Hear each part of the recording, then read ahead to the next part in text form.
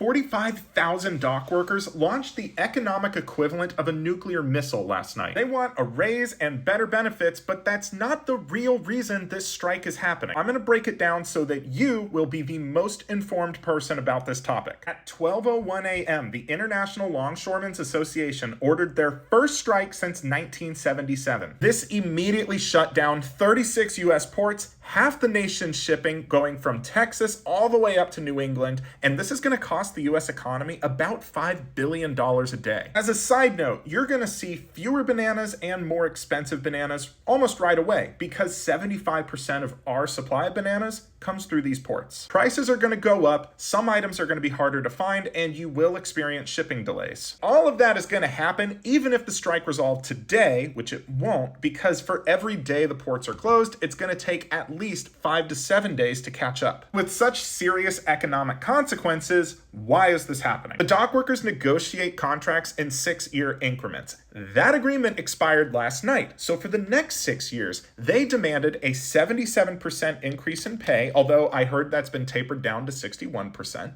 They want better health care benefits and this is the sticking point, protection from automation. With 45,000 members, this is a big union with a very wide pay scale spread, but to give you an idea of what they're fighting for, you start at about $81,000 a year in this union, and some members make over $200K. The U.S. Maritime Alliance is a coalition of all the employers these union members are negotiating against, and they offered up to 50% over 6 years. That probably would have been acceptable, but where they did not budge was on a guarantee that there would be no automation replacing union members. And the employers are just not going for that. But the question has to be asked, why is this happening now? Well, the obvious answer is because the union contract expired now. But there are rumors that the union president, Harold Daggett, did the strike intentionally to make President Biden look bad. Yes, there are pictures of him being cozy with Donald Trump, but we don't have any hard evidence that he's doing this just to make Trump look good. That said, it is true that President Biden has the power to stop this strike if he wants to. He can do that legally through something called the Taft Hartley Act. But even though it's legal, it is extremely rare and extremely unpopular. So rare and unpopular that the last time it was used was 22 years ago when George W. Bush ended an 11-day strike on 29 U.S. ports on the West Coast. So despite a lot of pressure to invoke Taft Hartley, Biden is saying no, he wants the workers and the Maritime Alliance to figure this out on their own. So what do you think? Are the workers demanding too much? Is the Maritime Alliance being too stubborn?